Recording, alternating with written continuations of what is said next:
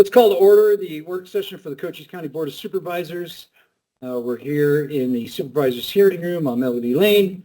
Pursuant to ARS 38-431.02H, the public will have access to the meeting room 15 minutes prior to start of the meeting. Any item on this agenda is open for discussion. Members of the board will attend either in person or via Microsoft Teams. Members of the public may also attend via Microsoft Teams or the mobile app. Work sessions are a time for county staff to inform and discuss agenda items with the Board of Supervisors. Public comments will not be taken during this meeting. We'll begin with roll call. District 1, District 2, Gomez is here. District 3, Antonori is here. All supervisors are present and in person.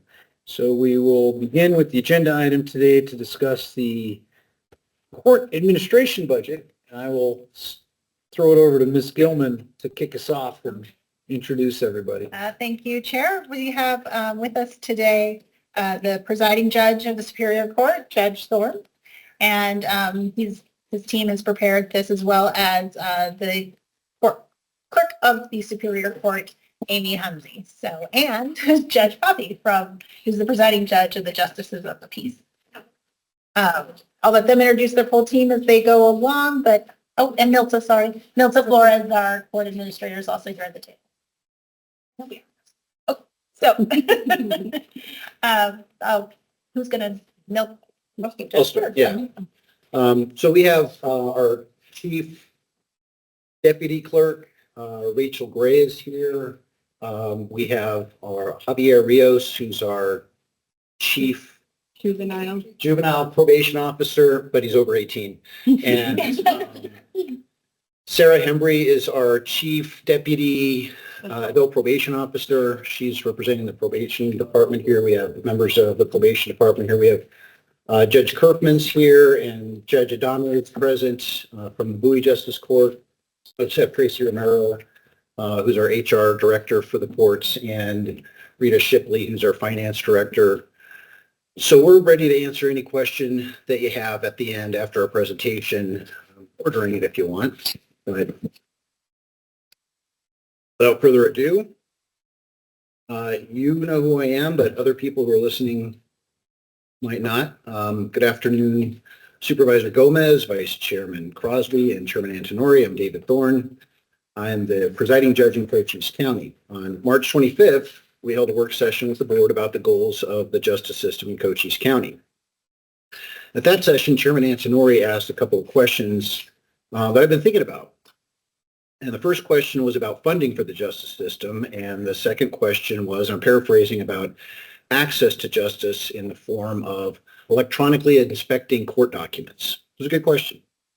So I just want to talk for a minute about the role of the presiding judge. I gave you all the administrative order that the Supreme Court issued. I think it's in 2017 or 23, one of the two. That just talks about the duty of the presiding judges in all the counties. Every county in Arizona has a presiding judge, and that comes from the Arizona Constitution, specifically Article 6, Section 11. And that states that, quote, presiding judges shall have exercise administrative supervision over the superior courts and judges thereof in their counties, and shall have such other duties as may be provided by law or by rules of the Supreme Court. In sum, the presiding judge of each county is vested with statutory, inherent, and administrative authority over the justice system of the county. This includes the administration of the superior courts, courts of limited jurisdiction, the court clerk's office, and the adult and juvenile probation departments. Working in collaboration with the elected clerk of the court, the elected justices of the peace, and our chief probation officer, our court administration team creates a strategy for the courts to implement the policies of the Chief Justice of the Supreme Court and develops a budget to implement that strategy. So to answer the question that you asked last month, Chairman Antonori, there is no minimum amount the county is required to provide for the administration of the courts. There are, for example, laws like Arizona Revised Statute Section 12-251A, which establishes the maximum number of probationers assigned to a probation officer. For standard probation, that number is 65 to 1, so 65 felony probationers to 1 standard adult probation officer. So we can simply determine how many defendants are typically sentenced to standard probation in a year, then hire that many probation officers. Unfortunately, when there are vacancies or someone's out on leave, other probation officers have to cover. So there are times when a probation officer might have 80 or 85 probationers on their caseload. Our probation officers supervise the maximum number of probationers. So in other words, they all have at least 65 probationers, and that's in part due to vacancies that have been there for some time. As you can imagine, supervising 65 people at once and figuring out where they are is, well, let's call it challenging. Nothing's a problem, right? It's challenging. It's a challenge. For reasons that aren't entirely clear to me, the Cochise County probation officers earn the second lowest amount of any other probation officers in the state. They make about 17% below the market rate for probation officers statewide. For other positions, there are formulas to determine, for example, how many cases a clerk can process in a day and how many telephone calls they can handle in a day. And by carefully analyzing that data, we come up with a budget so we can administer the courts and provide those necessary services to our constituents. The Arizona Supreme Court has produced a manual for presiding judges. That's not what I gave you. I gave you the administrative order that talks about what the presiding judges are supposed to do. The manual is 91 pages, and being a fiscal conservative, I didn't want to burn out 270 pages of a document. Kill the trees. To give it to you, yeah. A not insignificant part of that 91-page document addresses the necessity of assuring the independence of the judiciary from other branches of government. In the case of Mann versus County of Maricopa, the court stated, the arm which holds the scales of justice cannot be shackled or made impotent by either restraint, circumvention, or denial by another branch of government. Quoting the latest manual in this case, the budget process requires cooperation. Because as you might imagine, the fights that the courts get in with the board of supervisors are about, we want to pay our people this much and we need these kinds of things. And the board says, we don't have that kind of money. It's something that's happened a couple of times in the past. The budget process requires cooperation. Legally, cooperative efforts must precede any judicial order requiring the board of supervisors to appropriate funds for court needs. Mutual cooperation and an attempt to settle differences between the various branches of government is not only desirable, it is a legal prerequisite. Mutual cooperation is necessary because, as the court in Birdsall versus Pima County recognized, an orderly fiscal policy is a governmental necessity, and in order to order an increase in excess of budget provisions might be unreasonable, arbitrary, or capricious. So, funding for the courts is primarily a county responsibility by law, but all of our departments seek state and federal funding and grants for various projects. For example, our Chief Probation Officer, April Sadoff, is on a joint task force with the United States Secret Service. She has received training in Hoover, Alabama at the National Computer Forensic Institute for extracting images of sexual exploitation of minors and other digital evidence from phones, tablets, and external hard drives. The federal government flew her out there 5 different times and has provided training, extensive training for that. The federal government provided 2 devices called data pilots, which are worth about $14,000. I think she said they gave her another one, so the feds gave us $20,000 worth of equipment, and the license to use the software is worth another couple of $1,000s. As at the time I wrote this, we were the only probation department in the state with access to that technology. So the reason I threw that in there is to show you all that we are proactive in going out and finding other funding sources for our people so that they can keep our community safe. I'm sure I don't have to tell you about how important it is to be able to see what somebody who has a cell phone is on probation for sex crime. We can rip their phone and find out what they've been up to. Pretty important tool. At our work session, I identified the 5 parts and 32 subparts of Chief Justice Ann Scott Timmer's strategic agenda, which is titled And Justice for All. Our judicial administration team met after our March 25th work session. We had an after-action report, and my observation was that we fire hosed you all with information about the strategic agenda. So today I really just want to focus on one kind of overarching topic that is woven throughout the Chief Justice Timmer's agenda, which is access to justice. What does that mean? Well, it means all kinds of things. So, for example, at our work session, Chairman Antonori asked about access to case information online. You noted that in other counties, a member of the public can pull up court documents and read them. That's access to justice. The simple answer to your question about how come we can't do that here in Cochise County is, I think you already know the answer. The Maricopa County judicial system has a budget of $310 million this year. Our budget's less than $15 million. So I have to prioritize what we're going to spend that money on, working together with my team. So my priorities are to staff the courts, the clerk's office, and probation with knowledgeable people and compensate them in a manner that is commensurate with their responsibilities and competitive within the labor market. Having access to court documents is great, but if I'm having to choose, are we going to revamp our entire web service with IT versus pay somebody at the clerk's office another couple dollars an hour more so we can keep them, that's what I'm prioritizing. Or get our probation officers up to market. In September 2024, David Byers sent Governor Katie Hobbs a letter asking for her support of the proposed budget for the judicial branch of Arizona. Who's David Byers, you ask? I'm glad you asked that. David Byers is the administrative director of the courts, and when he says the judicial branch of Arizona, he means the Supreme Court, the appellate courts, and probation, not county, not superior courts in the county or courts of limited jurisdiction.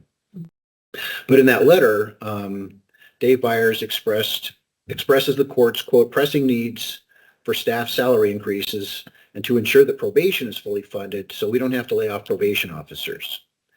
His annual compensation review found that judicial branch employees are paid about 17.4% below the comparable public sector markets, which makes it increasingly difficult to recruit and retain skilled workforce. She had a presentation from April Sadoff about being a probation officer in a rural large county and the challenges. We just got to pay those people to do that job. They keep us safe. Are we on slide 5 yet? Yeah. Okay, great. Okay. Our big ask this year for the budget is funding to establish a judicial call center. The chief complaint I had before I was a judge, when I was a lawyer, is that no one answers the phone when you call the clerk's office or the justice of the peace courts. I shouldn't say they never answer the phone. I should say they never answer the phone when I call them. And the chief complaint that I hear from constituents about court services as I travel around the county is the same thing. Nobody answers the phone. The reasons for this are myriad, but often the clerks are tasked with answering. Often the clerks who are supposed to be answering the phones are helping people to actually come into the courts. And if they're busy at the window, they don't answer the phone. The clerks do their best to call back customers who leave messages, but many people don't leave messages, or they don't leave a callback number, or they don't answer their phones when they are called back. Between the Superior Court Clerk's Office, the Justices of the Peace, and Court Administration, we got about 95,000 phone calls last year. The proposed judicial call center will handle calls to the Superior Court and Court Administration, and our goal is to start with the Superior Court, Court Administration, roll it out, fine-tune it, and then get some buy-in from the Justices of the Peace, and so we'll cover the Justice Courts. So you call one number, you can get information about any case in any court. The Justices of the Peace are elected officials. They can decide if they want to participate in this or not, but I want to start with the Superior Court and then expand it out. Pima County has a judicial call center.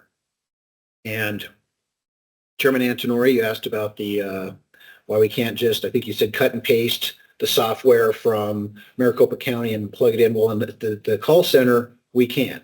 They already have a call center up there. So earlier this year, I sent our court administrator, Nelsa Flores, to meet with Pima County's court administrator. And she was joined by Rachel Gray, our chief court clerk, chief deputy court clerk. You're a chief court clerk. They toured the Pima County facilities and watched in action. And together, they formulated a plan to establish a call center here based on Pima County's model. And if I'm not mistaken, Pima County's offered to actually train our people remotely on how to how to do it, and provide initial support for the program. Not financial support, but answer our questions, and like that. So we don't have to reinvent the wheel. One of the really useful aspects I see for establishing a call center is that we can collect data on the nature of the calls and then use that data to improve the services available on our website and our self-help center.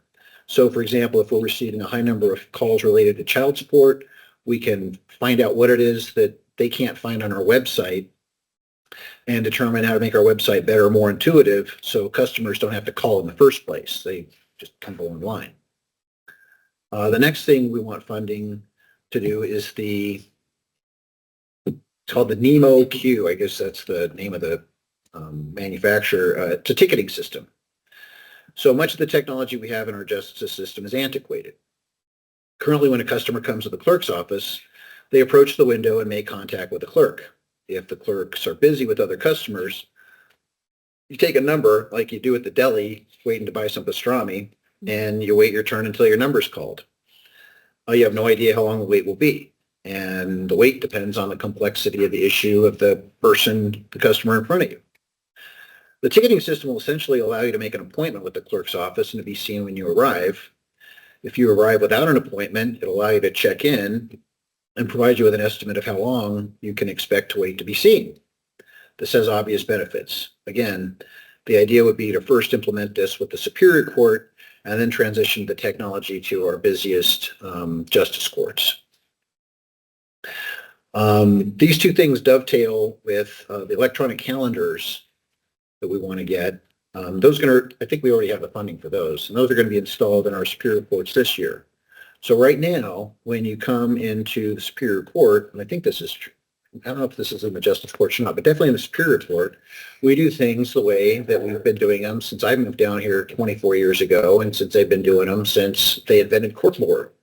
You have paper calendars for each of the divisions, and there's a thumbtack that has the calendar, and so you pull it off and you look through to see what time your case is being held and where it's being held, and then you go there. The electronic calendars will allow litigants, witnesses, and spectators to identify the location and times their cases are being heard. We have the funding available now to implement the calendars, but when we have the ticketing system and electronic calendars, this, I think, will show our customers that we are a modern and efficient organization that values their time. Next thing we want to do is enhance the self-help center. We've already taken steps to make it easier for litigants to navigate our website and to provide relevant and easily understandable information regarding the court system. We have our website will point you towards how-to videos from how you're supposed to be expected to dress in court and act in court, because people don't go to court very often, to how to start a child support case or how to start a divorce case. Yesterday, I met with Joe Casey and Alan Gordon and Amy and Meltza. Just the five of us, yeah. And we talked about our strategy to create a robust technology platform for use by our customers, our litigants, and our employees. We also discussed ways to make the tools we already have more efficient and intuitive for the users. So, for example, when you're filling out forms for a domestic relations case, for example, or a probate case, you have to put the same information in over and over again. Your name, your date, the address, the other person's name and address. And if we can simply figure out what kind of pleading they want to file, say a guardianship for a minor, for example, we can set the website up to just ask for the required information and then auto-populate all the forms that we need. That would save a lot of time and a lot of frustration. And it makes sure that the forms are filled out completely so that when we get them, we're not shuffling through and looking for information that's not there. Joe and Alan and I also talked about the possibility of contacting other counties in Arizona that are not called Maricopa or Pima and determining whether there's any interest in marshaling our assets and collaborating to improve the information technology our customers use on a daily basis. When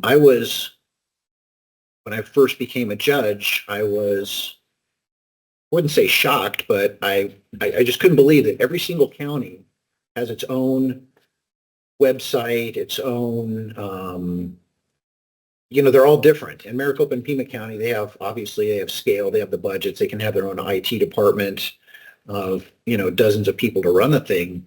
But Graham County's got a different website than Greenlee County, and they have a different website than Yuma County, but it's all basically the same information. So I'm just wondering, why aren't all the 13 rural counties not working together and sharing assets? I mean, that's sort of a 5-year goal, but that's kind of the kind of things we talked about because, again, I am a fiscal conservative, and I think the taxpayers' bucks should be used the most efficient way possible, but we also have to provide the services that we're required to provide as a government. My goal is to make it as easy as possible for litigants to have access to information that will allow them to achieve their goals within our justice system. Okay, one of subcategories that Justice Timmer has is professionalism and leadership, because people can't get access to justice unless they have people working within the justice system who are competent and knowledgeable and helpful. Workforce development, staff recruitment, and retention are subcategories of the professionalism and leadership agenda. Notza Flores, as you know, is our court administrator, and Notza works really hard to keep the wheels of our justice system turning. I sometimes get emails. I mean, I don't get them at 6 o'clock in the morning, but she sent them at 6 o'clock in the morning, and sometimes she sends them at 9 o'clock at night, and I get them the next day when I come to work. She works really hard. I've been very impressed with her the last year. I've been working with her. But what she does is a lot, and so we want to add a deputy Superior Court administrator to work with her to help her get all the tasks done that she needs to do. And the main reason is I think she's got more on her. She handles everything that she needs to handle, but she could do a lot more if she had some specialized help that was just focused on that. This position will play a critical role in succession planning. So if, God forbid, anything ever happened to her, it would be very difficult to replace her. It's a very specialized position that she has, and frankly, I think we're lucky to have her. As I said earlier, having competent court staff is critical to our mission of providing access to justice. Competent, hardworking, sober, and serious people must be compensated adequately to ensure recruitment and retention. In the recent past, we were able to offer compensation to our Superior Court clerks, and I think our Justice Court clerks, that crept up to more than $1 or $2 over minimum wage, which is what it's traditionally been. Once you subtract the employee retirement contribution and health insurance, many of our young clerks were taking home less than they would be. Their net was less than they would be if they were just getting minimum wage. It can be difficult to convince a 21-year-old who's just starting out in the workforce that they should really stick around to consider retirement in 40 or 50 years as a reason to stay. Our ability to fund the clerk's salaries needs to be increased to make the clerk's office competitive with other county jobs as well. For example, historically, if someone began working at the clerk's office and they showed real initiative, they were quickly poached by another department. A legal secretary at the county attorney's office or one of the indigent defense offices earns more than a clerk. I've poached the last 3 of my legal assistants from Amy, including my current judicial assistant, because the pay is better and the job is better. When you're working as a clerk at the front window of the clerk's office, you're encountering members of the public who are relying on you to provide them with information about how to navigate some of the most difficult times of their lives. When you're a legal secretary at the county attorney's office or the public defender's office, you need to know these rules of criminal procedure. This is when you're supposed to look. Okay. That's okay. This is what you need to know to work as a legal secretary at the county attorney's office. This is what you need to know to work as a clerk. All the rules of procedure, all the different things, and pouring through this stuff to figure out what you're supposed to do. It's a tough job.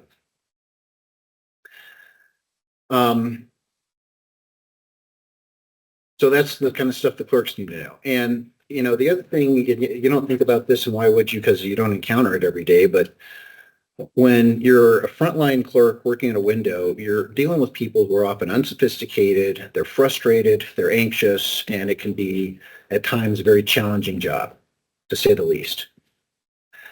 As I stated earlier, probation officers in juvenile detention in Cochise County earn about 17% below market value.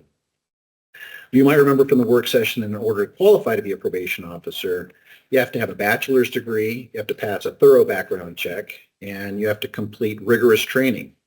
Probation officers keep our community safe, and they face unique challenges in our large rural border community. Our Bowie Justice Court and Sierra Vista Justice Courts are asking for the county to fund a full-time employee from the general fund instead of using their enhancement funds.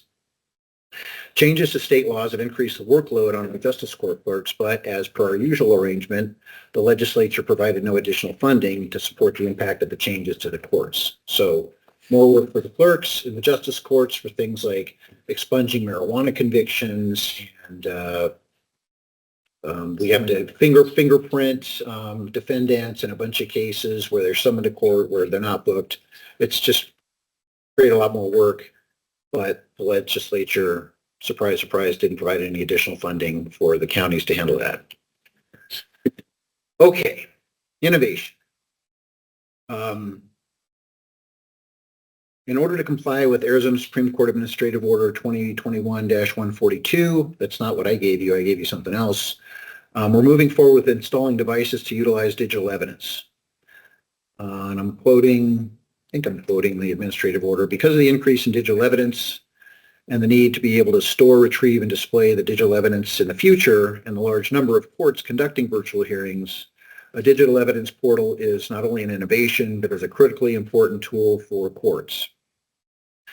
Digital evidence is any exhibit, in other words, a document, photo, audio, video, that's submitted through the digital evidence portal for consideration in any court proceedings in Arizona.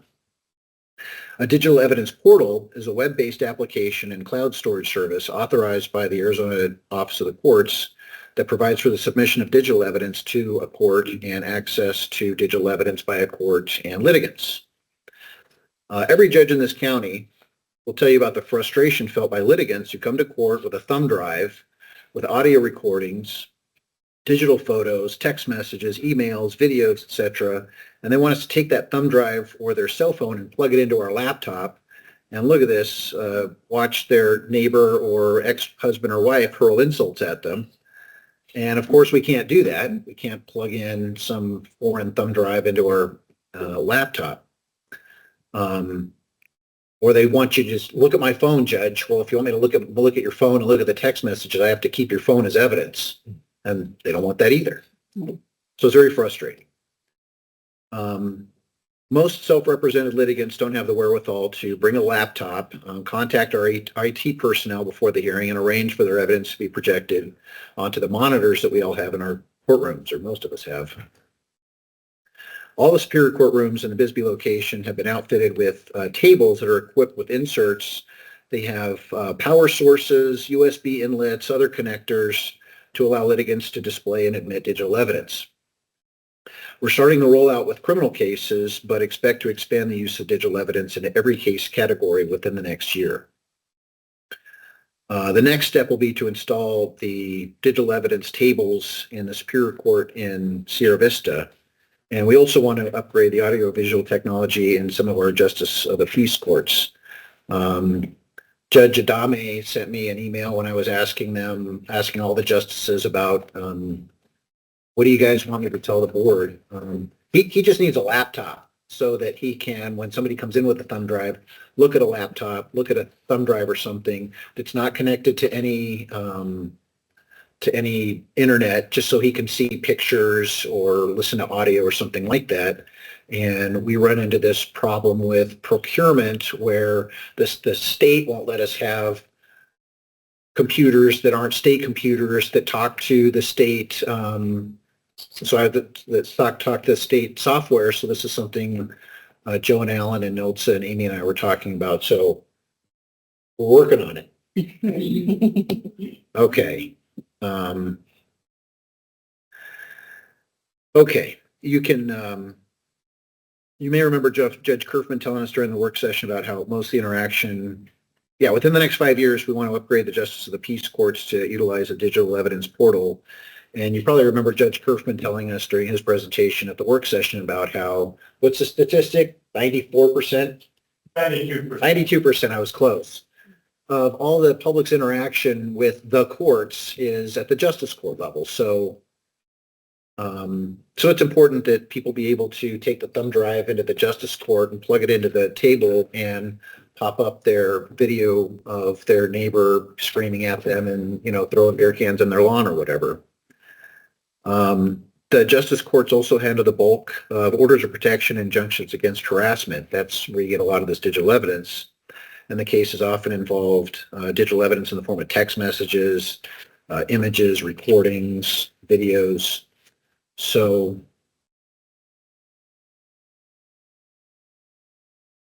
that's the part of that digital evidence. Okay.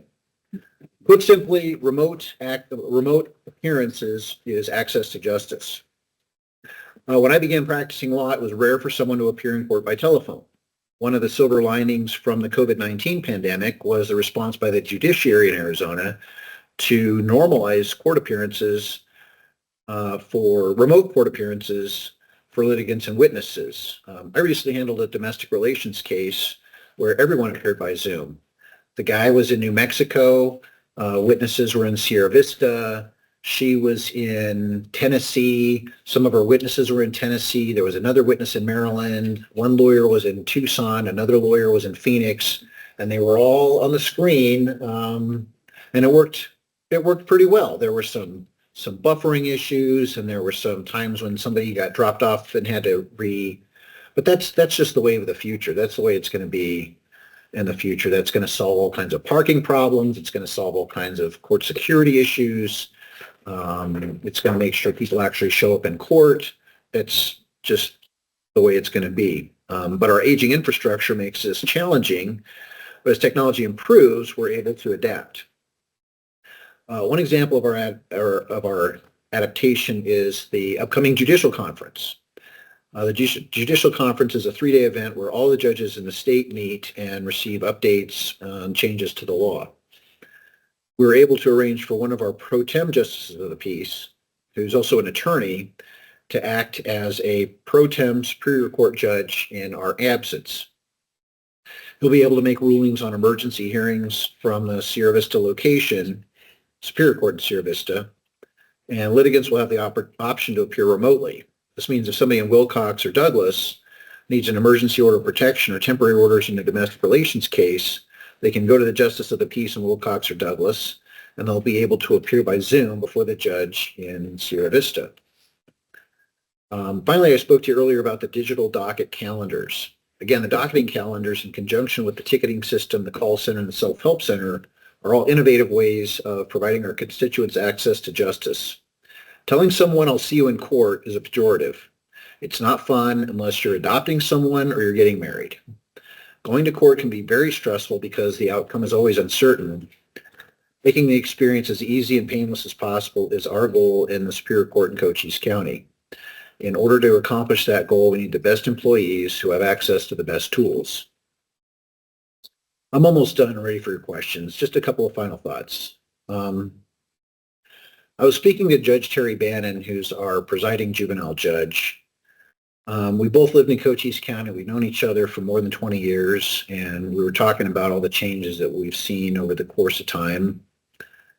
And I told her that I was really looking forward to help implement changes that might actually be useful to people who want their full cup of justice. And she told me something that I thought was pretty profound. She said, you inherited history, not vision. It got me thinking.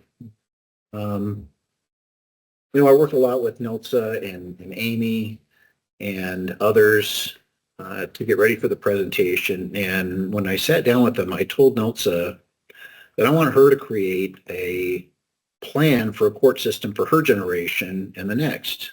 By the time she's my age, I'm going to be retired or dead. And so I encourage her to collaborate with other people to come up with, because she's like 25 years old, to come up with a plan, sort of a unifying plan for what the future is going to bring. I'm sure that there is a strategic plan. I think Nelsa said it expired. but Judge Dickerson didn't hand me a roadmap of where we want Cochise County justice system to be in 2030 or 2035. Our courthouse is going to be 100 years old in 2030 in 2031. So 6 years. It was not christened. What's the word? That's when it opened. That's when it opened. Was in 1931. Beautiful building. It's a great building. I've invited all of you to come take a tour on it anytime you want. We'll take you around. It needs a facelift. We don't need a new, I'm sure there's people listening that want to throttle me. We don't need a new courthouse. We need to make the courthouse that we have nice. It's historic. It's great. But we have to pay attention to it and you all are a new board. Well, most of you are a new board, and Vice Chairman Crosby, you've only been on this one other time, but my experience over the last couple of decades of working down here, I spent the bulk of my adult life and career down here, is that we just kick the can down the road and we put a Band-Aid on it instead of fixing it. I'm very thankful to Daryl Crowley at Facilities. Nilsa has been working with him, and they have made some real improvements, and there's some plans to make some other real improvements to the existing building.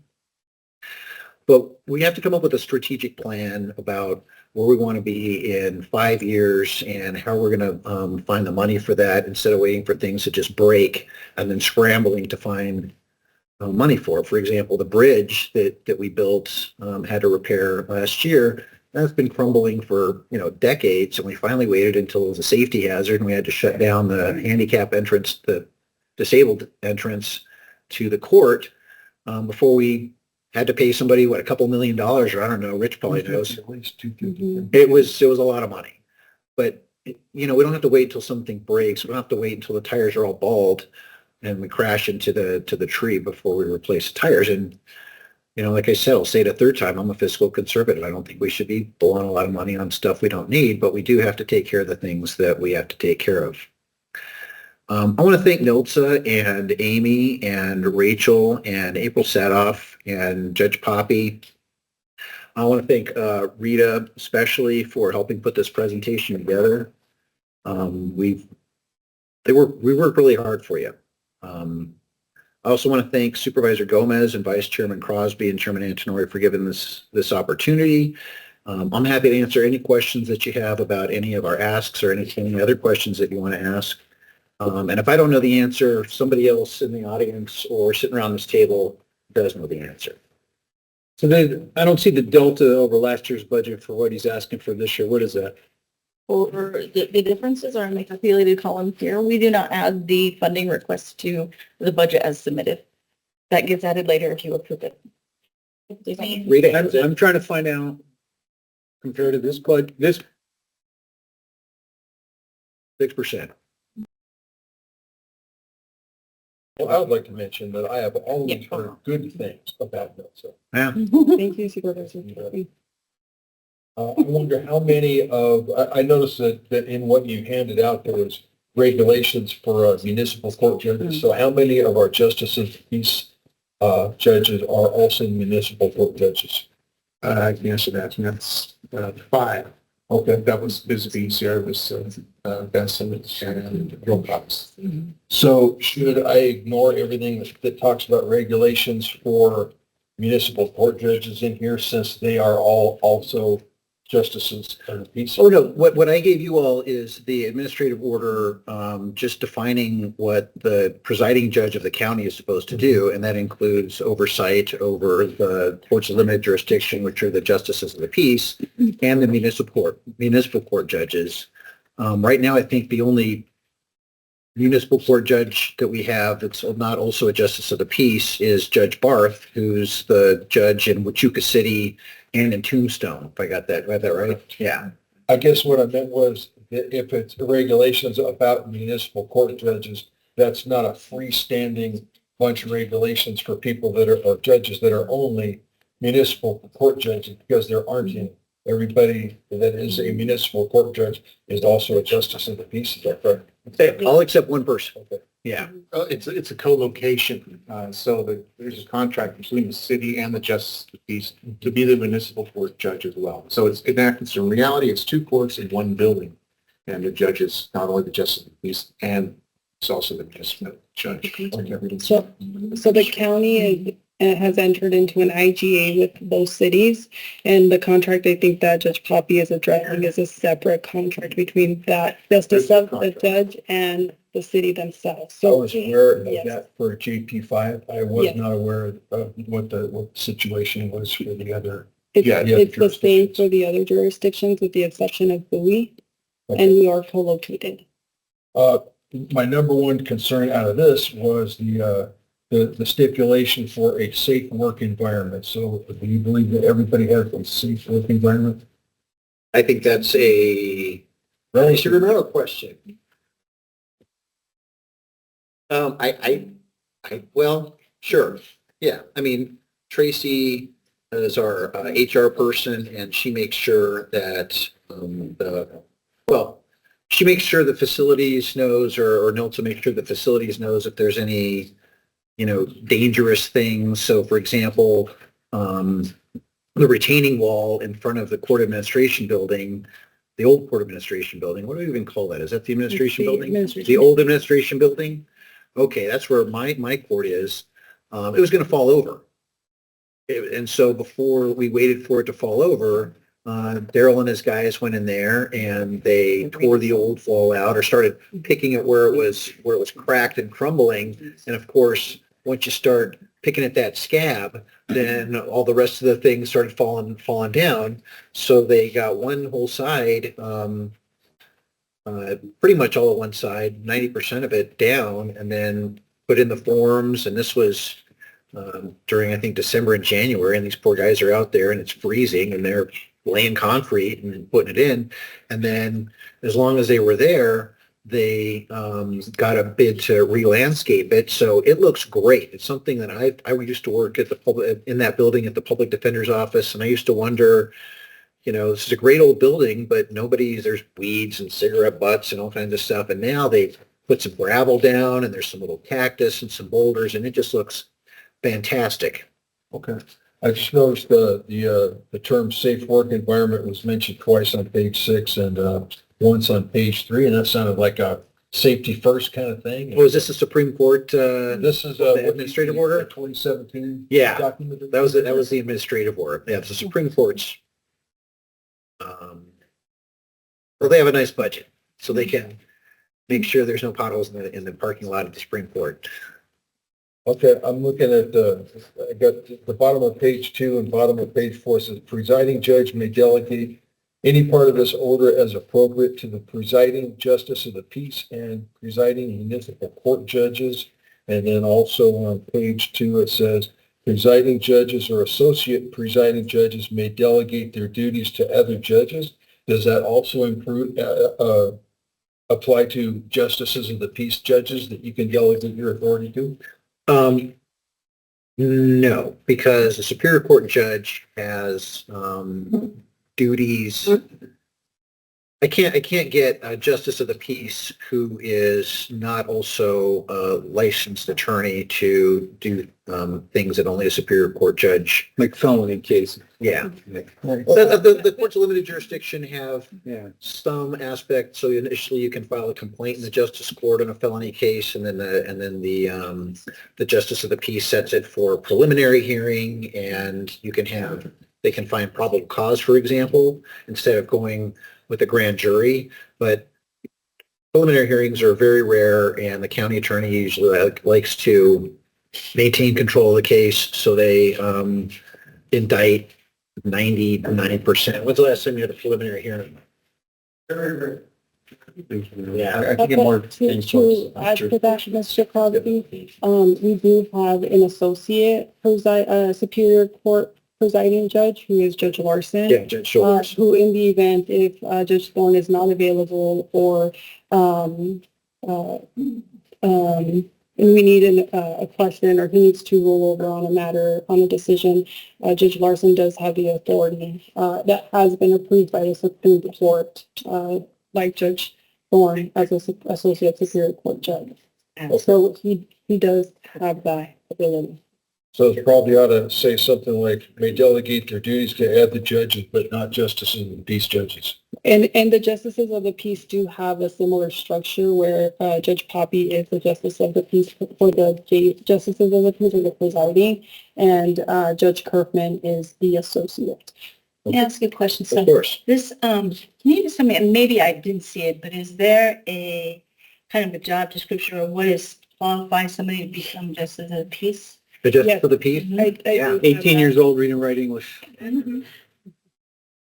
Which one? No, I'm not kidding. That's what it is. Yeah, that's what it is. And they have to be, and they have to be in the United States. Oh, yeah. You have to live in the. Because that was, obviously, And you have to- if you in Douglas, To run for public You have office, you have to be a yeah. U.S. citizen. So you have Right. to use this when you're once at that point.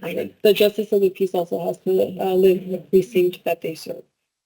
Oh, they do? They have to live in, The yeah, precinct yeah, that just they like serve. us. You have to live in your district, yeah. And that's it. Yes. That's it. Then you got to go to school, take a test, and you're blessed Mhm. to be. Yeah, I mean, it goes back to territorial days. Yeah. Before we were a state and we didn't have enough, well, there was no, I guess it was all federal stuff back going to the territory. I mean, I don't know what the, And they never saw any reason to raise the standards or anything, or to create maybe a more, you know what I'm trying to say? Yeah. That's more qualifications. Right. Because yes, they do send the justices of the peace to school for training.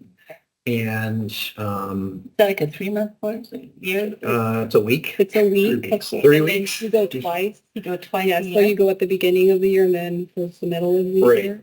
And then is it constant education? And then, yes, so all court staff and judicial officers are required to maintain their continued education with the Supreme Court and with local training that we provide our staff. And so we're required to have a certain amount of hours each year. And there's categories that we have to adhere to that are required. And also the Superior Court judges are also required to maintain their continued learning education credit for their bar through the Arizona bar. And I'm not disparaging anybody to justice peace. I just, was curious. Well, this is the judicial conference I was talking about earlier. So we have one of our pro tems in Sierra Vista also is an attorney. And so in order to be a Superior Court judge, you have to be an attorney. And so we had, I think we're in the process of getting him approved. Mm-hmm. And we have a plan B, but I'm sure he'll be fine. But so every year we go through, all the judges go through training and the justice of the peace, and you do stuff, I mean, on your own, there's training available on the through the Arizona office of the courts. So I go on there, or Judge Poppy will call me and say, hey, I got this issue. What do you think? Or if I'm not here, Judge Criffman will call Judge Larson and say, hey, I got this issue. I'm not, what do you think about this? So we collaborate and help each other and make do. And ultimately, if we get it wrong, then the Court of Appeals tells us we got it wrong, and it's a teachable moment. Well, you have appeals courts. That number As I jokingly said, at any one given time, one lawyer in the room is always wrong, and possibly two. So that's why you have to have appeals courts. So anyways. Point number 8 on 4 here, it says, presiding judge shall submit to the Board of Supervisors a coordinated budget, and I think that's what we're talking about. Yes. And Mr. Nori has mentioned the split between the county and the state contributions to your overall budget. Would you care to address those issues anymore, or anybody else want to address it? A coordinated budget, and for these Superior Court, Clerk of the Superior Court, Adult Probation, Juvenile Court, Juvenile Probation, and Justice of the Peace courts in their counties. Coordinated budget for all of that. Right. So what I don't know how they did it in the past because I wasn't the presiding judge, and the budget presentation of the Superior Court wasn't something that was so riveting that I was going to take time out of my day to listen to. But I understand. But now I'm in. So, but my understanding in coming into this is that there was that probation and court administration and the clerk's office and the justices of the peace, they all had sort of their own agenda. And so they kind of piecemealed it together. So the clerks, the clerks had the things that they wanted to accomplish. Court administration had the things that they wanted to accomplish. So, this is what Judge Bannon told me that I thought was so profound, is that I inherited that history, but I didn't inherit any vision of how we're supposed to proceed in the future. I think that you get things accomplished by cooperating with each other and collaborating and figure out, hey, you need a laptop and buoy. Let's figure out how to get you a laptop and buoy. And we need to get these defendants fingerprinted so in the justice courts, because whose job is that? Because, for example, it says that the arresting agency shall, or the agency issuing the citation shall get the fingerprints of the person. Well, not only are they gone, not only is it somebody who gets a criminal speeding ticket driving on Interstate 10, and they're going to Phoenix or Flagstaff, and then they have an initial appearance down here, and then they have to submit their fingerprints down here. But now, do we expect they're going to drive down from Flagstaff to Bisbee and make an appointment at the sheriff's department and then get a 10 print and then submit that? That's just unrealistic. So we keep looking for these sort of workarounds. But again, I don't know what happened in the history. Working within the system, you hear, for example, one of our former clerks of the court wasn't cooperating with court administration, for example, or the presiding judge, and so there's the dissension. I've been friends with Amy for 20 years, and we work very well together. As you have observed, Nilsa is extraordinarily competent, and we have really great people on our team. Rachel Gray, our chief deputy clerk of the court, she's really bright. I don't know, do you guys serve on the city council? So you know Rachel, she's really bright. And so what I'm trying to make this a team so that it's not let's figure out how to get as much money as we can for the superior courts and starve the justice of the peace courts, or my bottom line is, like I said when we started out, is we got to get people paid so that it's a job where people want to stay in the job and they do a good job and they get promoted, and we have measures where we say, okay, after you're here for a year, we're going to give you, it's not a test, but an assessment, is that what we're calling it? We're going to give them an assessment, and if they get past the assessment and they are competent in what we're asking them to know after a year, then they're going to get a significant pay raise, and they know what to expect from us, and we know what to expect from them.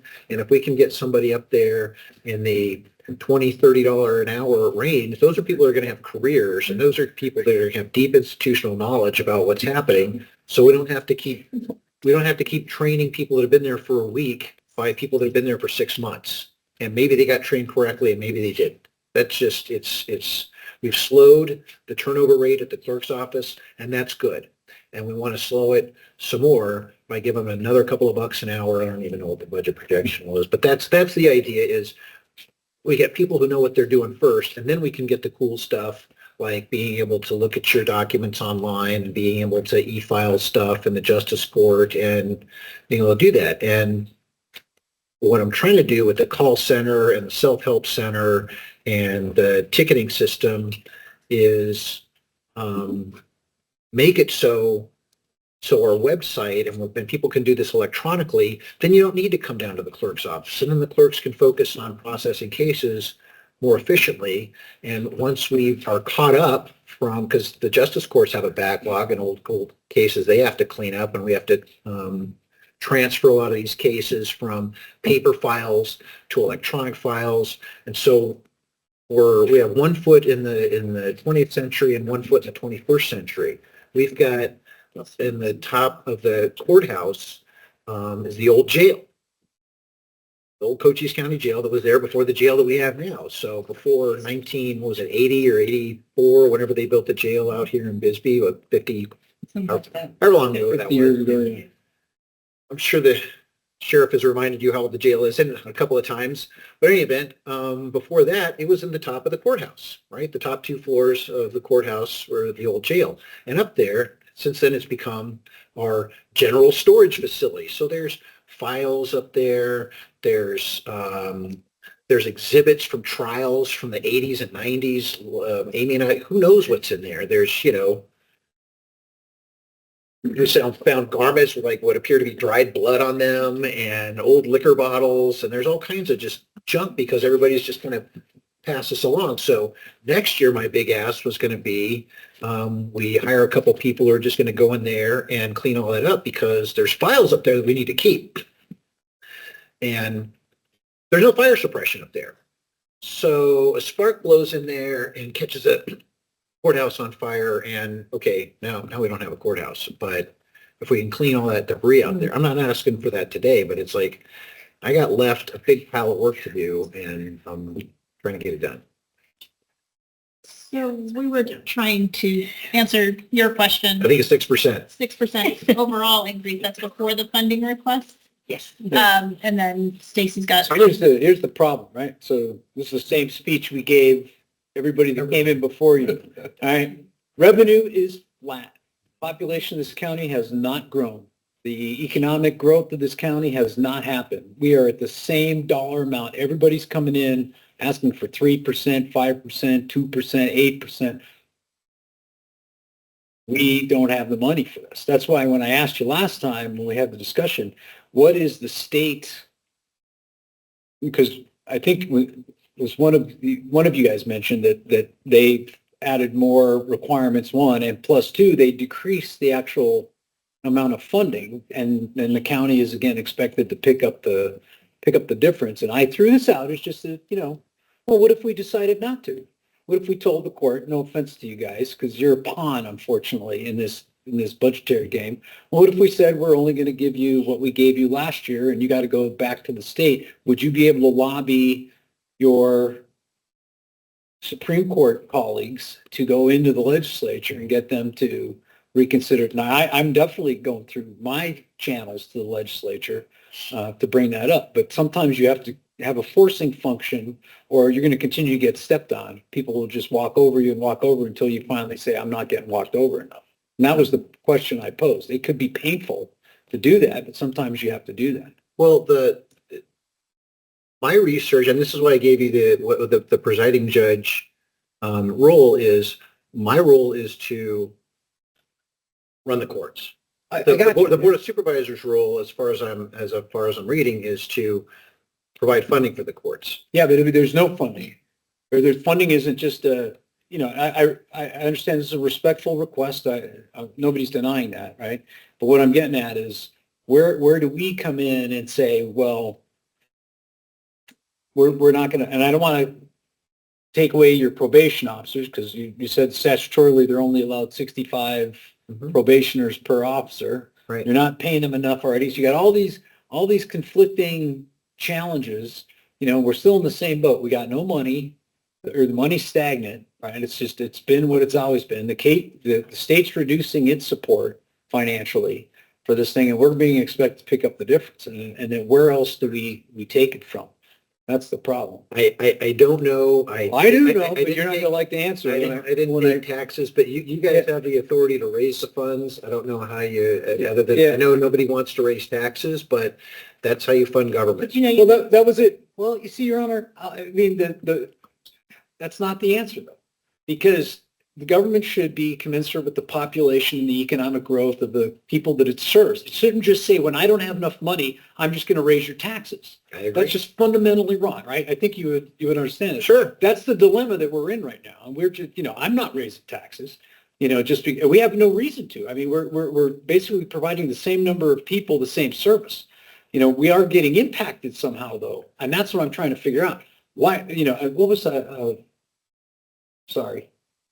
When you gave us that caseload, when you came in here, that just blew the doors off of me, right? So here we are, we're accounting for 120,000 people, and he basically said 96,000 people went through the court system last year. That's pretty much everybody in the county was in court last year, right? But I know that's not the case. That's people, repeat offenders, and people coming through the county that are coming through the county, right? So the burden, the way I see it, it should be more on the people that create the burden, not the people that are out there doing the right thing. We continue to subsidize stupidity and bad behavior And government is notorious for subsidizing stupidity and bad behavior. So I'm always looking for a way to get those that create the burden to carry that burden, right? And I'm looking at, like court fees. There's peanuts for court fees in here, right? So we're not making any money for charging people and I'll use myself. I went to court one time and, I spent, half a day there and my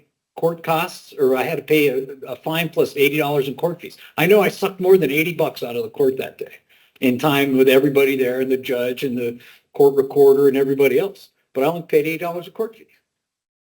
That was my fine. Well, one of So that's my heartburn. That's what's going on. I should have paid more. I just spent the time of at least three people in that courtroom, not counting the prosecution or the other folks in there, a lot of time, but I only paid $80. Yeah, and I hear what you're saying, but there's the old saying that you can't get blood from a stone. And so, for example, if you're a criminal defendant and you're using a lot of court time and resources and probation officers, one of the reasons why you're a criminal is because you don't have a lot going on in life.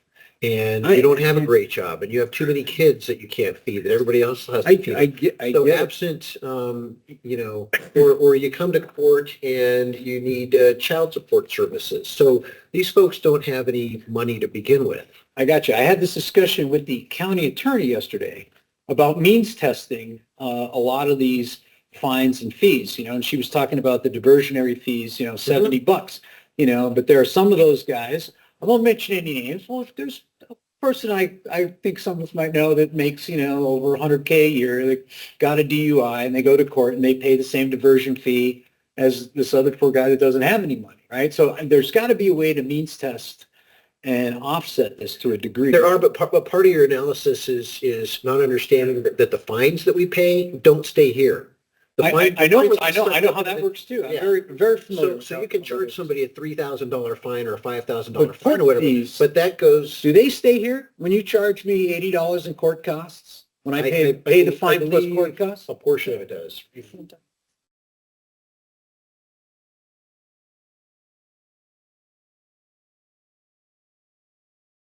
But those are set by statute. And they were increased. And they were increased by 17%. I mean, I was at the presiding judge meeting, and you could bump them up.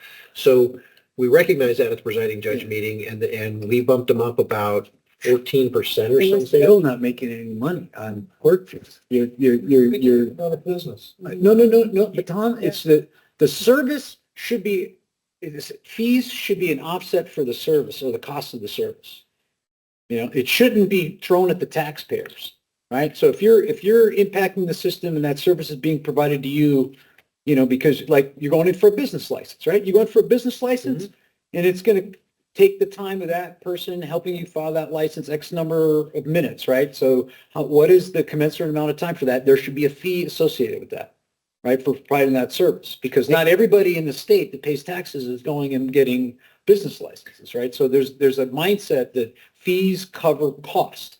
So there's a lot of people impacting and creating cost, but not paying the fee to cover that cost. I don't disagree with you, and that's a philosophical argument that I would love to have. But so, for example, if we just had a la carte services, so you want to call a police officer because somebody burglarized your house and you're going to need $5,000 up front, that's a general, another $10,000 to do an investigation of who stole your bike. I got you. That's a general fire department. We're going to charge you for putting out your house. I got you. So, Toll roads. in this job and listening to whether it's public works or whether it's the sheriff's department or the county attorney's office, they're all needing things. I mean, we have a poor population, you look at Douglas, right? And so they can't afford maybe increased fees, but at the same time, we're looking at roads that are deteriorating, bridges that are deteriorating. I mean, until economic development can come here, which we're really pushing hard, because until we can get industry in here and jobs in here, then we're just like, it's like going in a vicious circle. Sure. Right? It's playing the same record over and over and over again until the needle wears out. So one of my questions is, so the probation centers that you have, are they serviced at Douglas? We have one in We're everywhere. They're- Yeah. Douglas, Bisbee, Wilcox. That's where they have offices. That's So where for they- example, but we only have, what, 2 probation officers who are on the sex offender, And they go the entire county. Same on the juvenile side, we have 1 juvenile intensive probation officer, and they travel the entire county for all of those types of cases. they're in Sierra Vista. They got to go drive up to Wilcox to go see a kid in Wilcox, and then they might have to go to Douglas to see a kid in Douglas, and then they come back to their office in Sierra Vista, and they're driving a car with, 180,000 miles on it. And so Douglas has how many probation officers, juvenile, adult, just roughly? For juvenile, Yeah. we have 1 intensive probation That's officer it? who is county-wide, and then we also have a standard probation. For instance, I shouldn't bring myself up to, but I got a ticket during the campaign.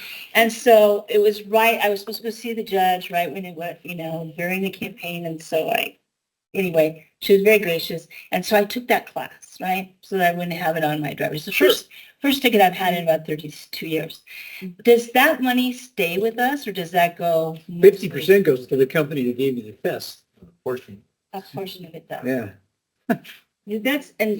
That's, I guess, the thing that maybe the elected officials have to do with the support of the departments like yourself is when we have to go and advocate, like this is unfair. You can't expect us to be paid for all these things if you don't share the wealth of what you get from us. I don't disagree with you, and what I'm about to say is I don't think going to be popular with some of the folks that work for us, but part of what I'm doing and part of what Joe and Alan and I talked about is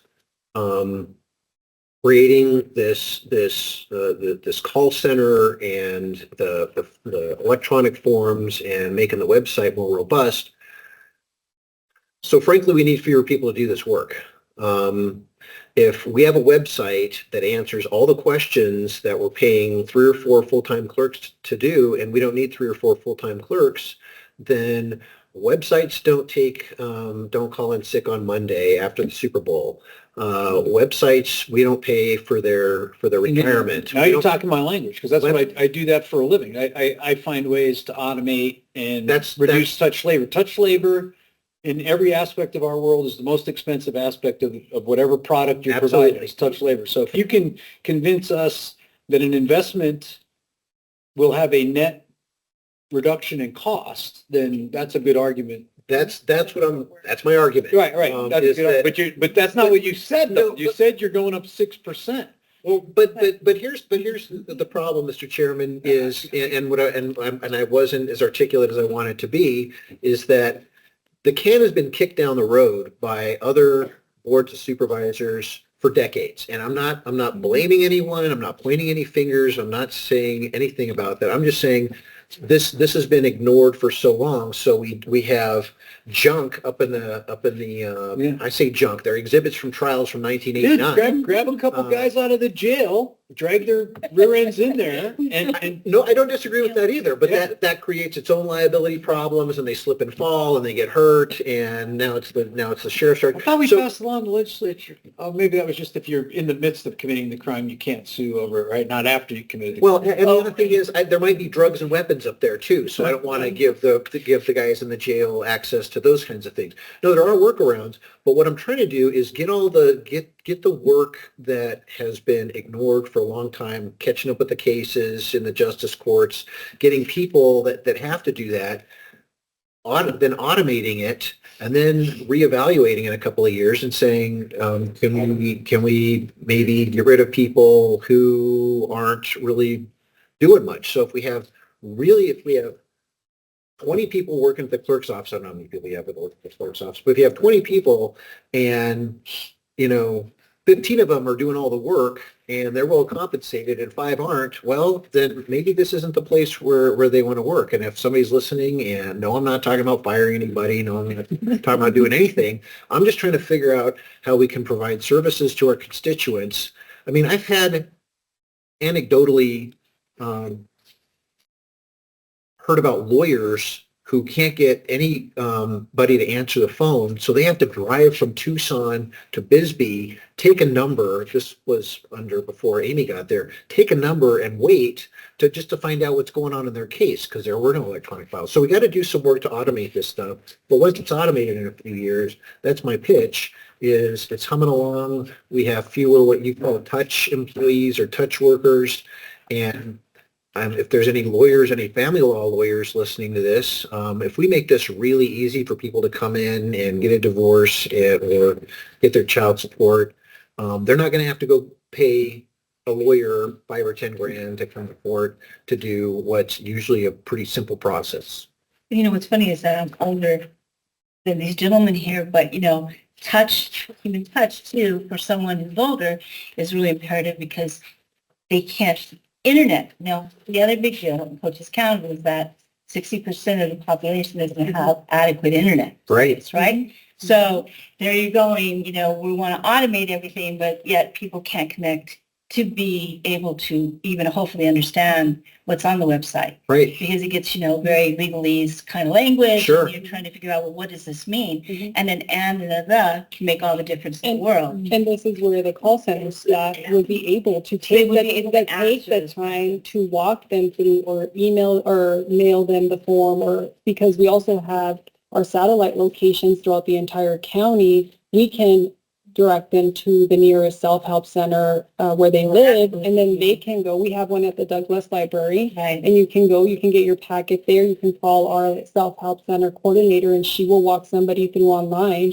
But the purpose of the call center would be that those individuals are taking the time and they're not putting someone on hold and rushing the call because they have somebody at their window that they need I to assist understand. in person. And I think So we're trying to eliminate that, and we do have those options. that's huge. Mhm. And just one other thing, then I'll probably leave as my last question. When you do the juvenile medical here, when we're talking about that is for juveniles that are how I'm trying to understand that. So Sarah, What can, is the question again? Well, right here under juvenile medical, you have medical, hospital, pharmacy, X-ray, and dental.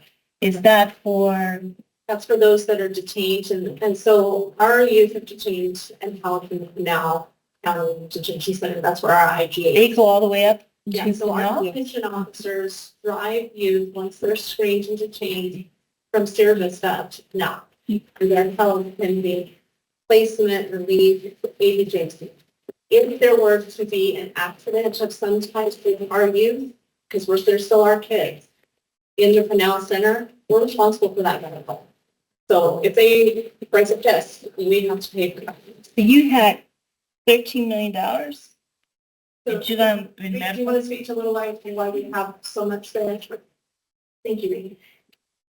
And the other question is, do they go to Sierra Vista Hospital first, or, and this is just everything that happens over there? So, correct. Yeah. They're already there in Pinal, so if something were to occur there, they're not going to come all the way back Okay. from medical. They'll get back to, yeah. Good afternoon, supervisors. My name is Rita Shipley, the Judicial Budget and Finance Director.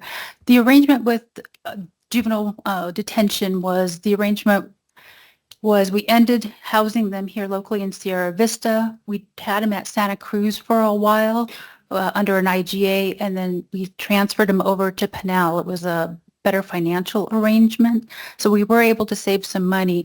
Part of that budget has been sitting there. We haven't been using it on there. It's there in case we need it. We've had discussions with the county about, giving that money back.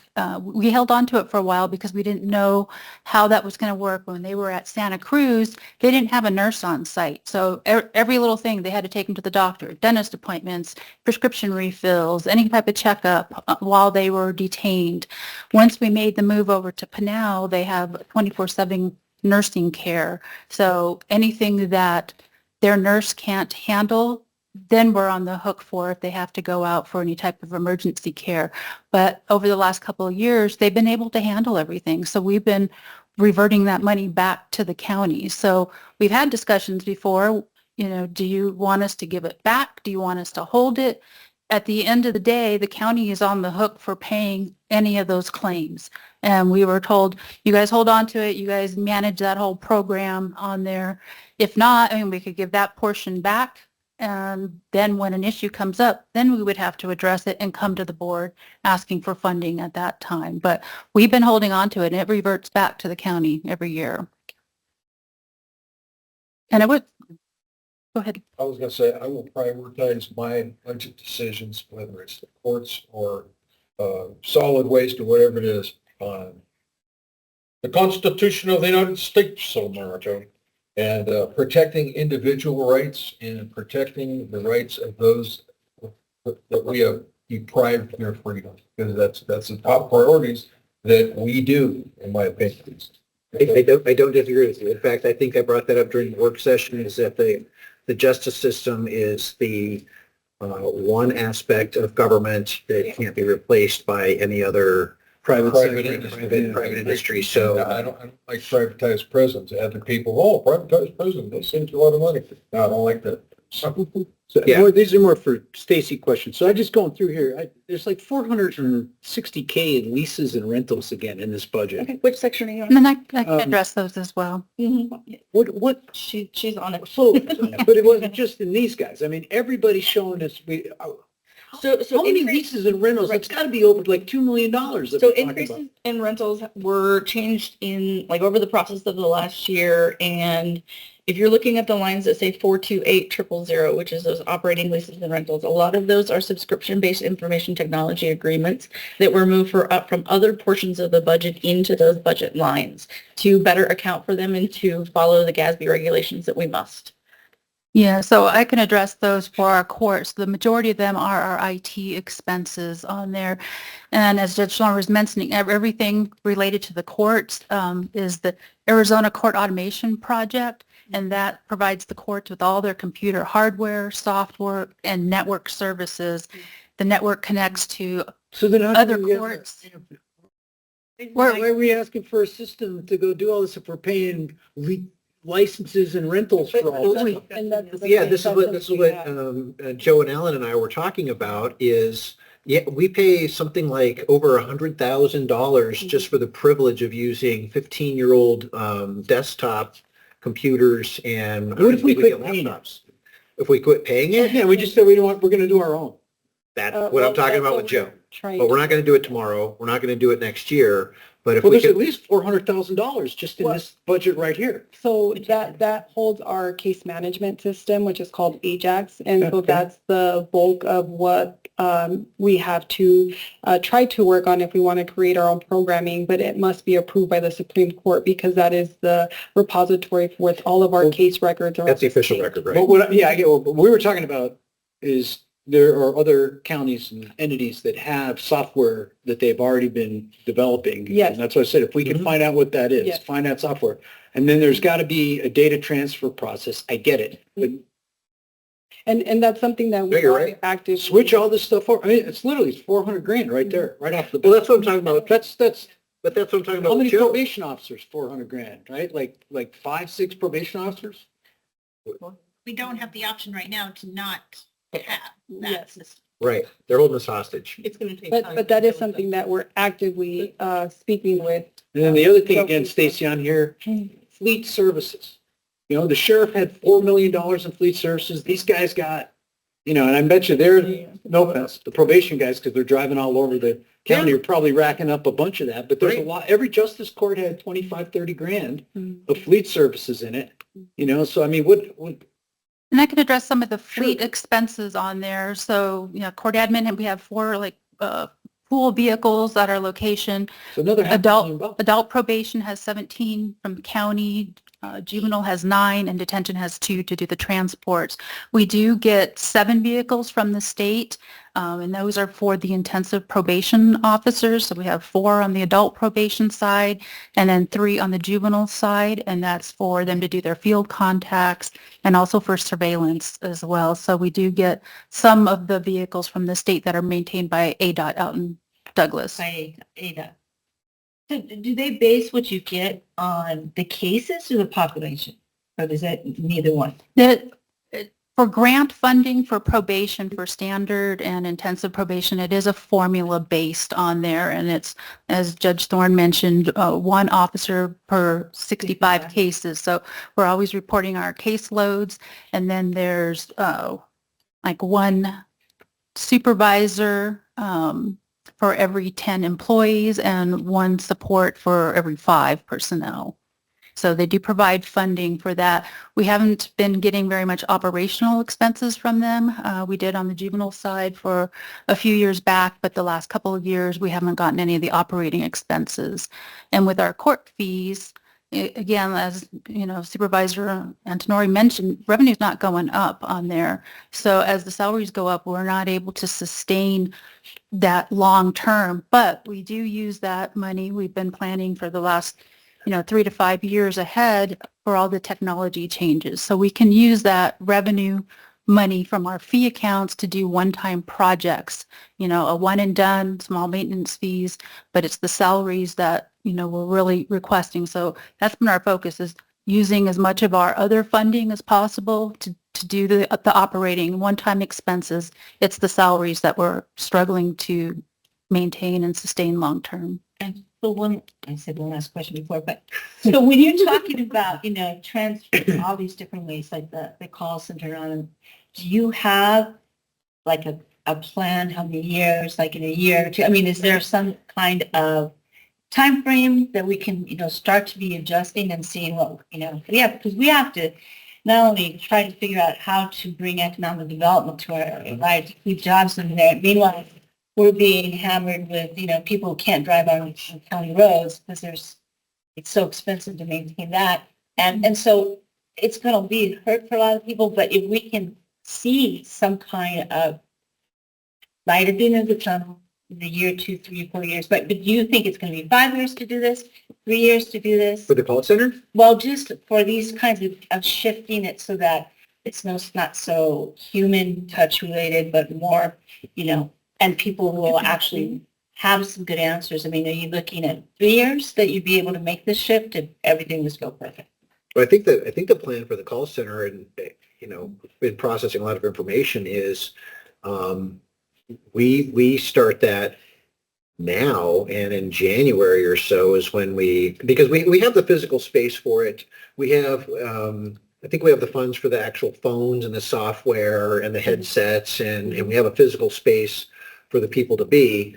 So then it would just be a question of putting a job posting out and hiring the people to do it. And then it's a pretty intensive training depending on who the person is. I mean, frankly, I think that I think that probably the most likely candidates will be people who already work in the clerk's office and who are more knowledgeable. But then what that would do is free up some space for Amy to hire some new people. But the idea would be the call center is getting all the phone calls, all the distractions, all the stuff that and people coming to the window that keeps them from processing cases, looking at electronics. Because even if you electronically file something, and we have how many hundreds of thousands of, a crazy number of electronic. So now the clerks aren't being bothered by people at the window because people don't want to have to come to court anymore, but they come to court because nobody answers the phone because we're helping other people. So it's a vicious cycle. So, but once we get the call center going, then they can point them towards the website. And once we have the information that why are you calling? Oh, because you can't find this, and this on our website. Okay, well, we go back and improve the website. And the call center will also not only just be answering the phone and directing individuals, they'll also be doing some case cleanup, which then will allow the clerk's office and the court to reevaluate, okay, where can we streamline and cut down on some of those areas where we maybe have individuals that have now moved into the call center that, okay, now we don't need that, or now we can kind of move that into a different direction where we see the need. So the call center will help us identify all of that. Yeah, that's the plan, is automation, reducing the number of touch workers. Is that what you call them? Yeah. Touch reduce that, which just, it makes it more, it's more fiscally responsible for the county. It provides better service because the website's not going to give them wrong information. And sometimes the clerks think they heard something, but they didn't, and that causes more problems than it's worth. But when you're paying somebody $19 an hour, you're not getting people who are also working in a skiff on post because they have higher qualifications, obviously. So that's it. Probation, where does most of your juvenile probationers or juvenile delinquents, I don't know what they call them, but where are your most cases coming from? Is it Sierra Vista, Douglas, If it's out of the Sierra Vista area. out of Sierra Vista? To the, it's always. Yeah, and Douglas, what is that ratio? Would you say it's about second, third, fourth, fifth? I would say second. Second? Okay. To the vehicle piece real quick. So Well, I wasn't picking on you. I wasn't picking on you guys. We're seeing a trend across all the departments where we're paying a significant amount of money for fleet service. and so, Come on over here, probation is get those for the microphone. Yeah. Probation's a community service, right? And so when we talk about the 65-1, the other layer of that is that depending on what that probationer is on for and their risk, they have to be seen multiple times in the field. So an officer may have to go to one probationer's house 4 times in 1 week, all over the county. Our officers are going into, you talked about the roads that need maintained. We've had 2 vehicles get stuck on those roads. Either they broke down or it got stuck in a hole. And so that puts our officers in a safety position, right? Our officers are also sharing vehicles. So it's not like every single officer has a vehicle. They're trying to share the vehicles. Our detention officers have the 2 vehicles, I think. One has 130,000, the other has 160,000. And those vehicles are transporting our most precious youths because they're detained, they're in shackles, all the way up to Pinal and back. If something happens to that vehicle, they're stuck on the side of the road until somebody can come and help. So the vehicle piece is really important to the work that we do. Okay. But it's still cheaper than staffing the detention center Right. full-time and having a full-time staff and all the juveniles in the detention center. So I got you. the I'm just suburban's a looking- lot cheaper I'm than. just looking at the trending here. I'm seeing a pattern. I'm not just picking on you guys. I'm just saying, and I understand there's a service that's why I caveat that, because I know what you're doing. But but we're spending, this is more directed at Sharon and Stacy. I cannot believe we're spending that much money. We got to talk to Fazio. I got to bring him, I got to talk to him. Supervisor Antonori, Stacy and I were just talking. We think where we need to provide more explanation or understanding is on our methodology at the fleet level for how those replacement costs and are calculated by department. Because basically that's what that charge is for, is so that we can replace the vehicle when the time comes. Yeah, on the sheriff's budget, it was $470K for new vehicles, and it was $3.2 million for maintenance. Mhm. I could build my own Jiffy Lube up front here for $1 million and solve that problem for you right there. Something's off. Yeah. and Something is that's off. Too. And so, but I think when we get to the fleet budget, we'll have more information for you on that. Something's off. And then these subscriptions, we're canceling all our subscriptions. So, especially from the board's perspective. We're getting- I don't know, man. We are paying over, it's in the millions of dollars in subscriptions and rentals and But that's the licenses for. our software. licenses and all this other stuff. There's a lot of something, You're talking the IT there's stuff. something off. It's just something in my spider senses are telling me something's funny here because I'm seeing the same. So what same- we'll do is we and can create a it's- report that It's a will break significant amount of down money. those I could costs. hire 15 probation officers for this money, or get the judge's call center, or whatever. Something's just, That's why Gatsby made that change, because before it was spread out all over the budget, so it was all, so see, you made it Yeah, worse. now it sticks out like a sore thumb. I mean, it really sticks out like a sore Maybe thumb. it's a self-licking ice cream cone kind of thing. If all the businesses are going to this kind of model and everybody starts rejecting that model because now we see that figure, then maybe we correct the businesses.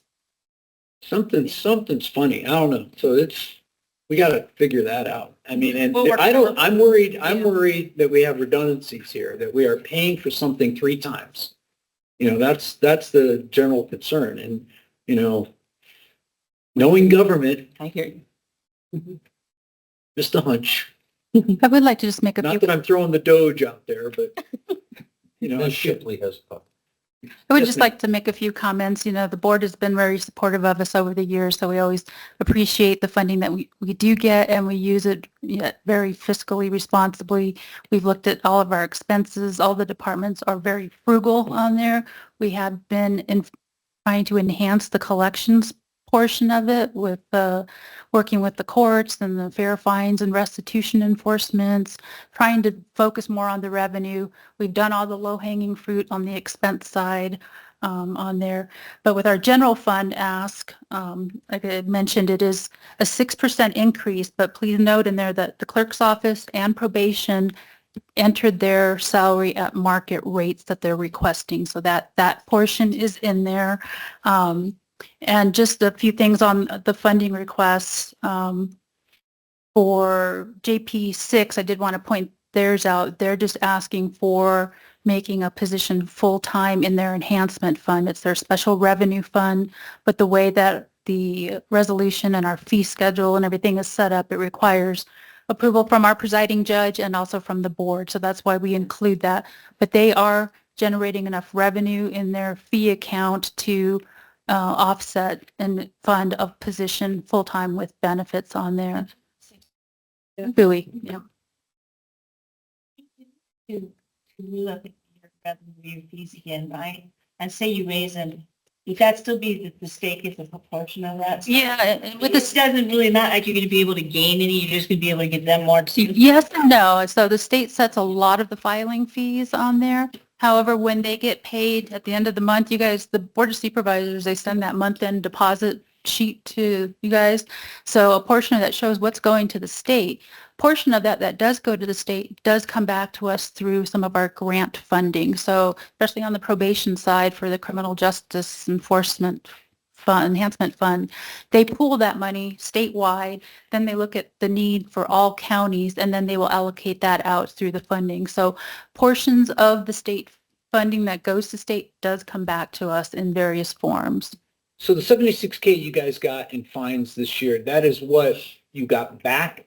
That's not what you've assessed against? That's what stays here. So whatever's on That's that. what stays here. Okay, Yes. okay. So if you fine a guy $200, 130 goes to the state and you keep 75 or whatever here. Yeah, I don't know what the formula is. Yeah, I don't have to. But I know the fees went up this year pretty significantly, and Well, even fees, you only made 103K in fees and you made 76K in fines. I mean, you made 200K almost The court. out of, what's the total? 1 point, what was it? I don't know on the revenue side. I didn't summarize all those, but it varies by court. The clerk's office is very different from the justice courts. Yeah, this was just, this is the Superior Court. Okay. That's it. That's the thing that comes out of the legislature. Yeah. So that's the thing that, you know. we have Well, that's to not come just up that. with. There's also just general support out of the general fund that funds the courts, right? That goes, the legislature funds the Superior Court and the function operation, the Supreme Court and the function operation of the court. But then they're supposed to use that money. It doesn't just go all to the Supreme Court. It's also supposed to go into the court system throughout the state. It just goes through them. They're the budget conduit that's supposed to flow down. And every year that number is what happens when you got a middleman? yeah, the Supreme Court's the middleman. But the legislature, when the Supreme Court doesn't cut their budget, when they get a budget cut, it seems as though they pass that on to the counties. That's just what I'm thinking. And the courts do have a local resolution through the board, local fees that we can assess that can remain with the county. And the board does have the ability to increase those fees also for the areas that we have. Commensurate with the service. Yeah. Is a couple other things. One is that if someone can't afford the $300 filing fee to get child support or something, and they ask to defer or waive those fees, we do that 100% of the time. How about getting a charity to pay for them or somebody? They do kind of. So, for example, if somebody's on SSI, if their income is derived from the federal government because they are disabled, then then the directive from the Supreme Court is you just waive their fee because we're not going to let money get in the way of access to justice. If somebody doesn't make a lot of money, then I defer 100% of those, and they have to submit an affidavit and some other financial information, but I just put them on for $20 a month. So $20 a month, most people can afford $20 a month, and those are receivables that we get. So we're getting income, but we're getting some revenue from that. But going back to what Joe and Nelson, Amy and I and Alan were talking about,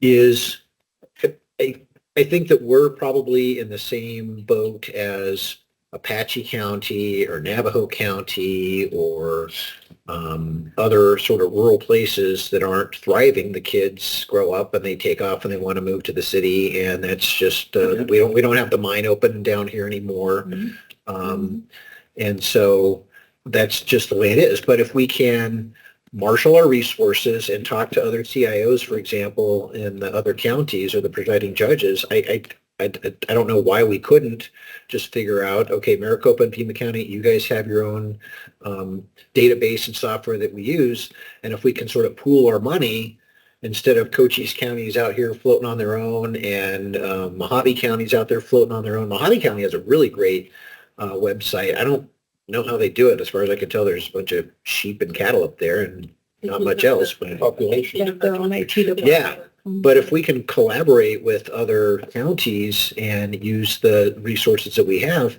that's a possibility. Maybe bite the bullet on find one subscription fee, cancel that one and use it to, you know what I'm saying, then snowball it into where you get rid of all of them. In the meantime, you've built your system. Yeah, I don't know what the subscription, I mean, I guess you're It talking about. depends on the number of devices that we have and the type of device that we Yeah, have. it's nuts. Oh, yeah.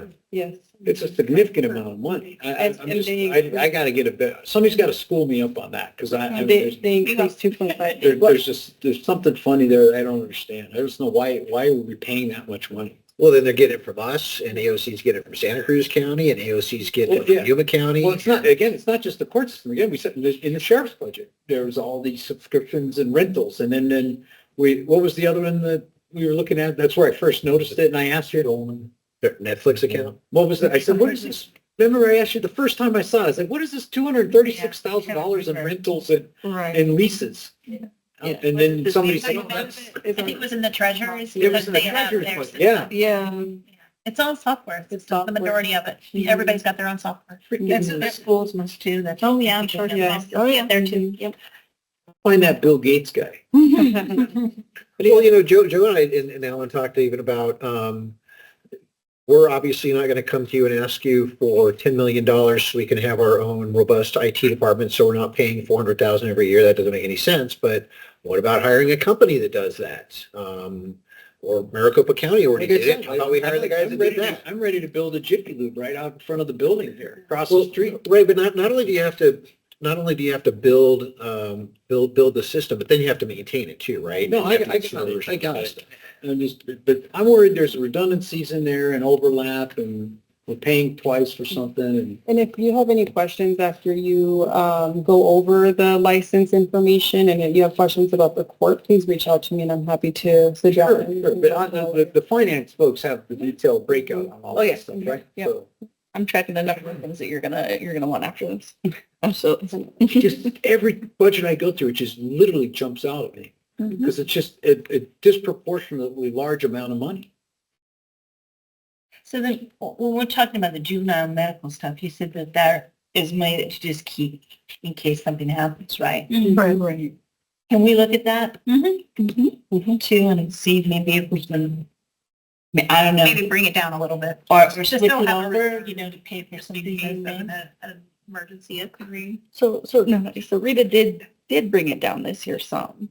Yeah, we had to move some of it over. We're anticipating that IGA with Pinal was due to renew, I believe next year in January on there. And I don't know if we'll have an increase then, but we're anticipating an increase coming up because the rate's been the same for a while on there. I believe they have to go through and do an evaluation. There that we allow them for any cost savings that they recover that they can convert that to Mhm.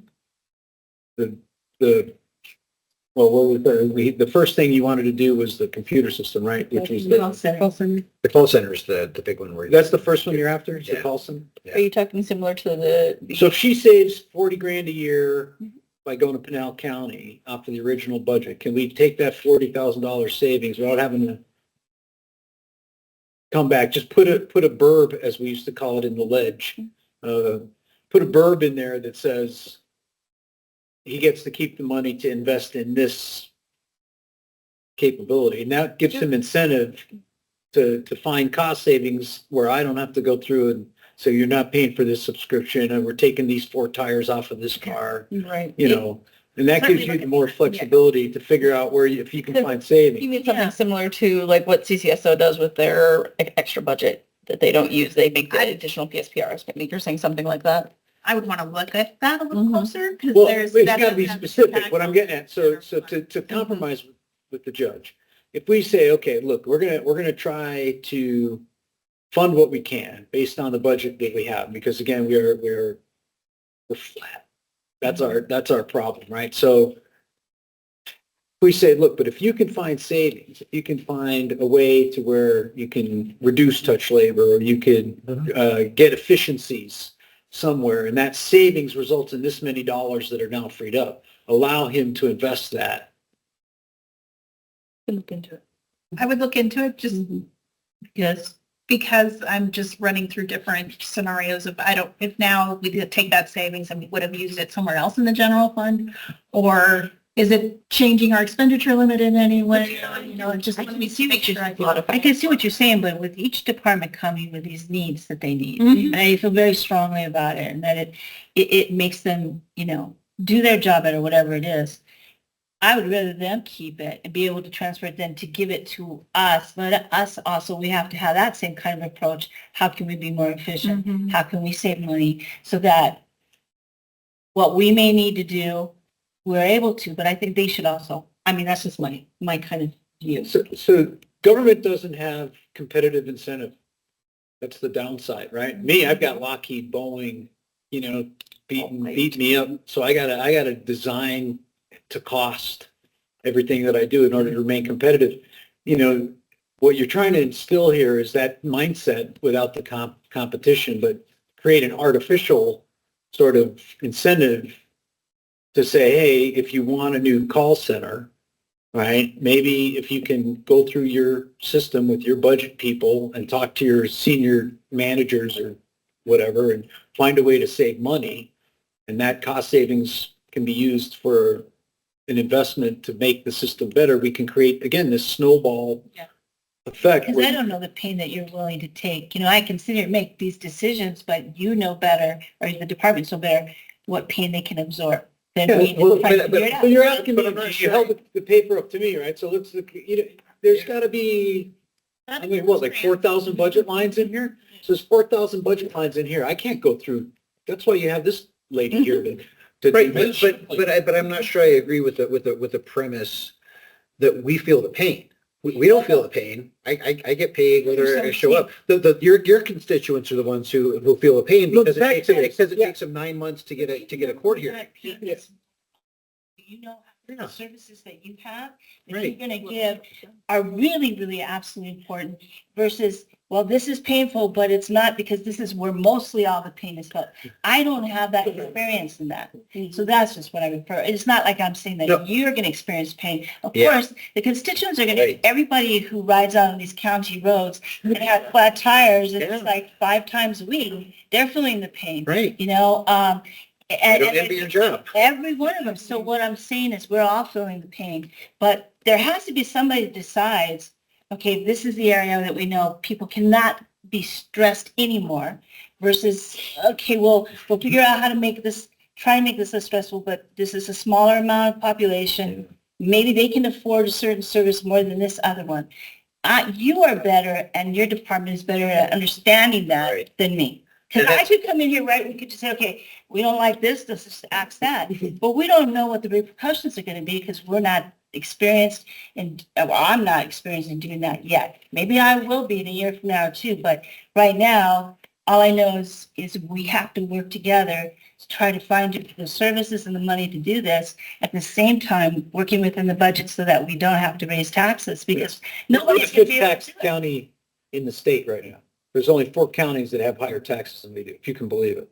I don't know. No, it is. We just got the numbers from the Department of Revenue, right? So, and the least taxed county is Maricopa County. I was talking with Sharon about that, right? Well, when you have more So- people, Because they got so much revenue, right? Their Yeah. economics are just so much better that the tax burden is spread very broadly. Whereas we have the same amount of services demanded, but our tax base is so narrow right. that we have to pile that service on fewer taxpayers. I mean, I can assure you, we have all been working for a couple of months now to do this, and I don't doubt it one bit. and these aren't, and not everything that was asked of me and our court administrator Made it to to present this. to you made it to you. I got it. So I got it. I'm still sitting on a broken chair that I've been sitting on for 7 years, and I don't see that. I'm okay. I'm not going to go out and spend $300 on a new chair for my bench Yeah. because I, sit up there. Same thing, because well, we see it everywhere. We Sure. see the pain in I don't know how many budgets we look at, right? And how many services. And one of the biggest things people tell us, we have to be able to drive to get to the to get to the courthouse.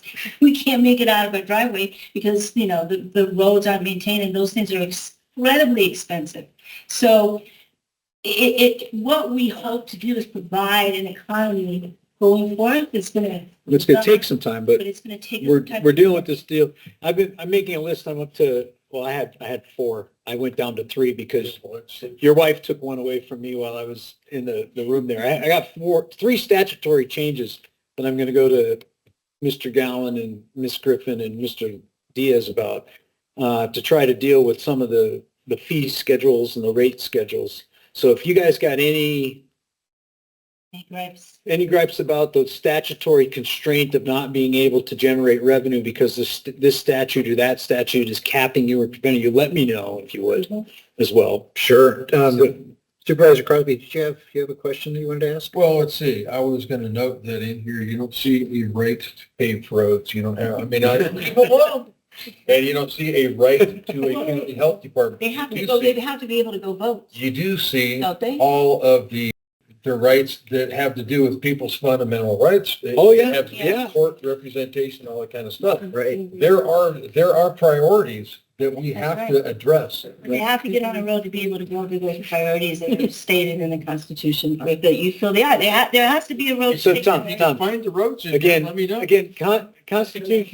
Constitutions are the generic rule of law that all other laws are based on, right? But then there is the services sort of implied for that's what the phrase says, promote the general welfare. Under that promotion of the general welfare, you have Everything. you have schools, you got roads, you got It doesn't say that.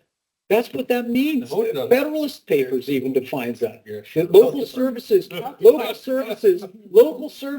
the further you get away from big government and the closer you get down to local government is where the services, this is where the rubber hits the road on the service. The feds, Unless they you don't, prioritize, right? I know, well, we're This hoping is a Doge, fundamental function of government. well, if Doge does with the Department of Education or the Department of Transportation, what they did with the Department of Education, maybe we'll get all that highway money back that we paid the 18.5 cents on that goes to Washington, and they spend $9 billion on electric car chargers on.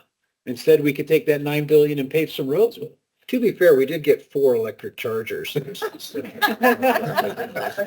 I mean, that was Buttigieg's thing, right? He built like one charger for $9 billion or something. I mean, and that was with our gasoline tax. But I hear it's a really For nice electric charging station, air conditioning. I'm just saying. I mean, And their next we're, meeting is this one.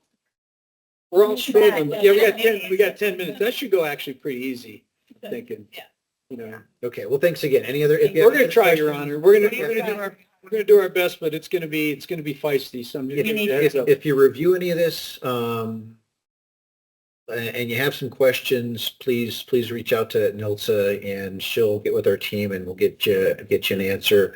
What we're proposing, I think, provides the services that people are entitled to. It is start of a transition into having fewer work touches. Is that right? Touch labor. Touch labor. Yeah.